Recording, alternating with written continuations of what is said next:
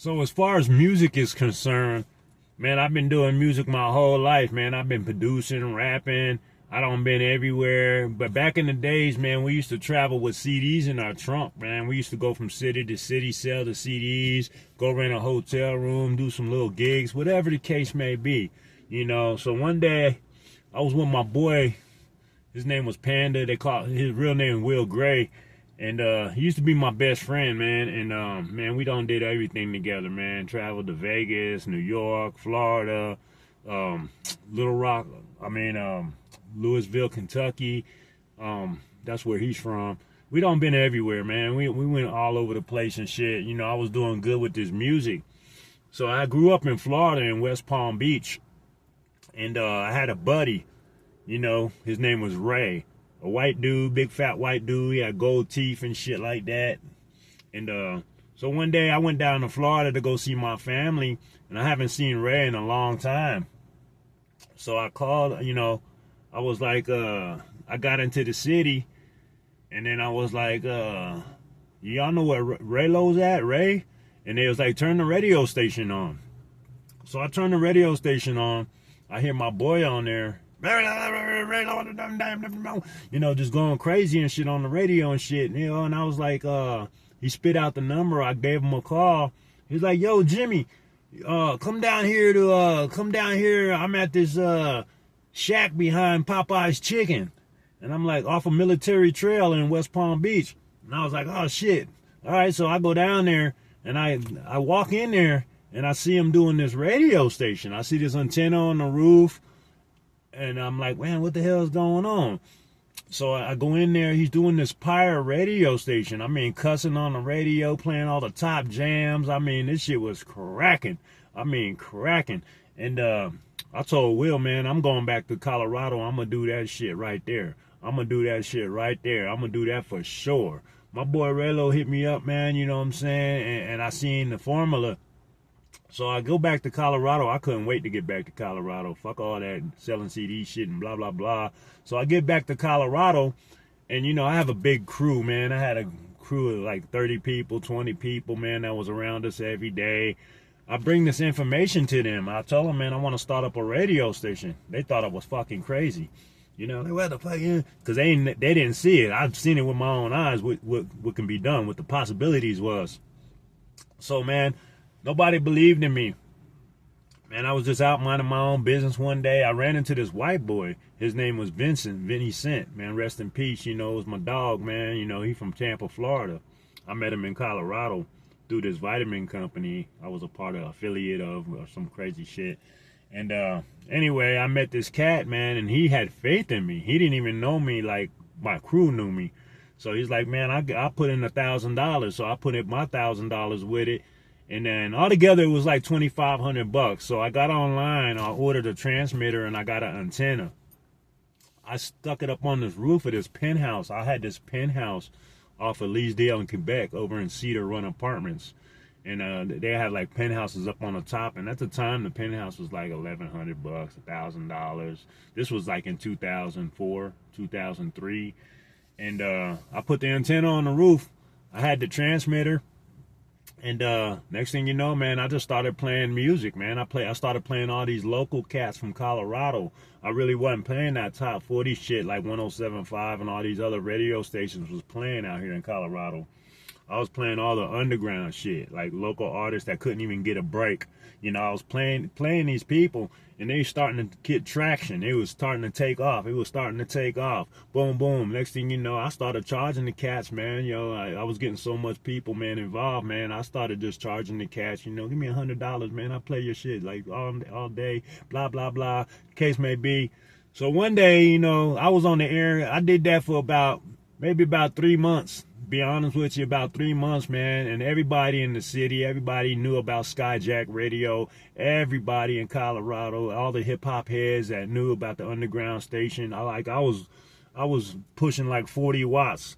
The mega stations were pushing like millions of watts, and I was getting so popular, and it was just causing traction. And one day, there's this guy named DJ Chones. Everybody know DJ Chones. If you're from Colorado, he a local DJ and shit, and He comes over my house one day, and I never showed nobody this shit besides my partners.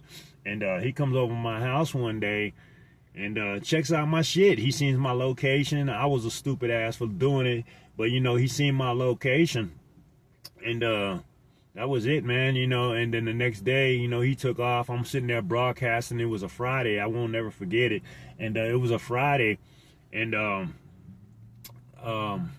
I look over the balcony of the penthouse and shit. I look over the balcony. I see two people down there, two white guys down there looking up at the antenna. Blah, blah, blah. So I'm like, man, let me go throw out the trash. I go throw out the trash. I come back up to the spot, and they sitting at the door. And they're like, we're news reporters from such and blah, blah, blah. We want to see what kind of equipment you're using, what you're doing, blah, blah, blah. And I was like, I don't know what you're talking about, blah, blah, blah. You know, I tried to avoid the whole situation. So I went in there, shut the door. They took off. That same night, I'm broadcasting, man, and one of my friends comes over. It was B.O.B.'s cousin. And he comes over, and he does the Grandmaster Flash, the message. He reads it online. Right after that, the dude leaves and shit, and next thing you know, the feds knock on my door with the police. The police didn't know what to do. They never seen no shit like that ever.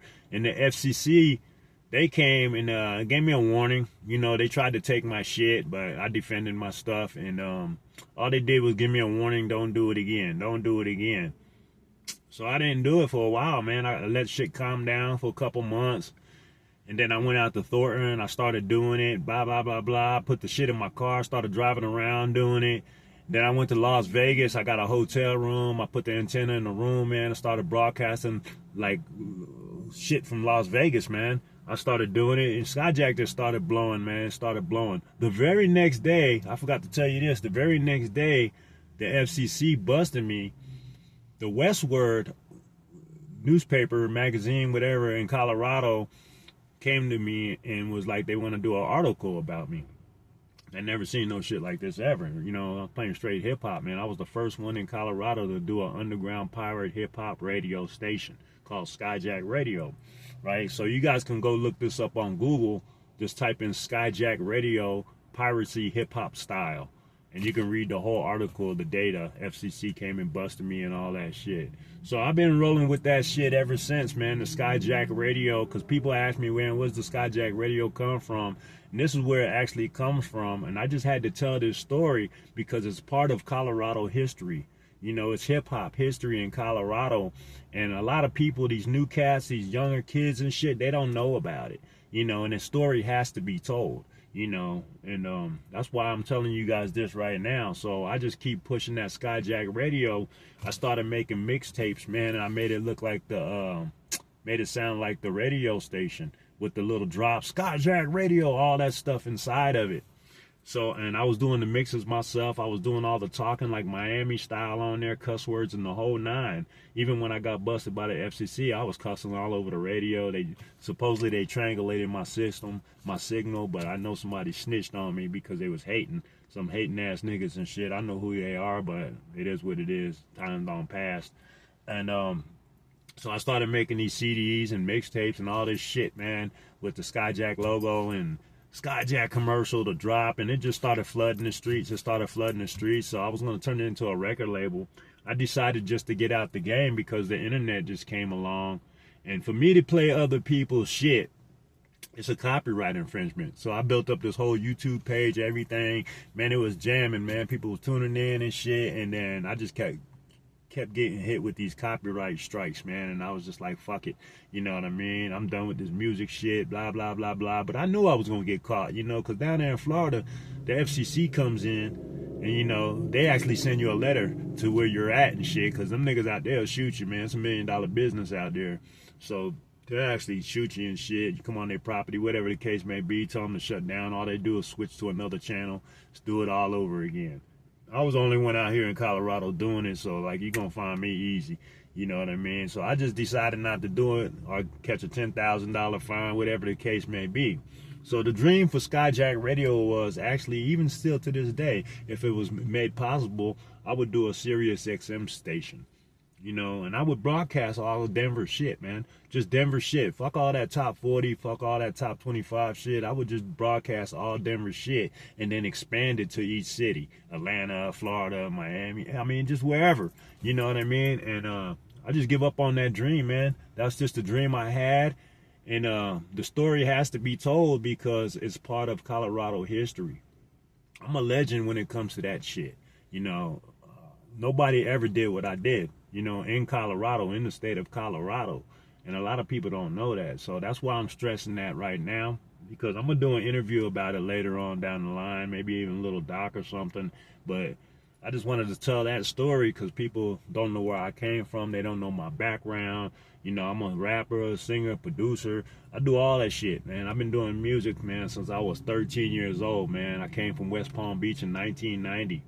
And I came to Denver, Colorado, and I've been hip-hop to the core ever since, you know. I was breakdancing back in the day, graffiti writing. This is all Florida shit when the shit was just taking off, man, you know, around Luke Skywalker, 2 Live Crew. You know, I know all these cats, man. Jim Johnson, that did a lot of producing. Raylo, my damn dog. You know what I'm saying? They did the Peanut Butter and Jelly song and shit. That was like my best friend, man, growing up in Florida, man. It's crazy. And that's it, man. That's all I wanted to tell you guys, man. You know, I appreciate y'all listening to my story. And as I evolve, you guys are going to see what I'm going to evolve into, because I have dreams, man. And I'm going to go to Thailand, and I'm going to make my dreams happen. I'm going to make my dreams happen, you know, one way or another. You know, I'm getting old, man. So, you know, I just want to have fun and enjoy my life, meet good people, keep positive vibes around me and shit like that. So, you know, go on Google, check out Skyjack Radio, Piracy Hip Hop Style. They actually did like 3 articles about me, but that's the big one right there. I appreciate y'all listening. Peace.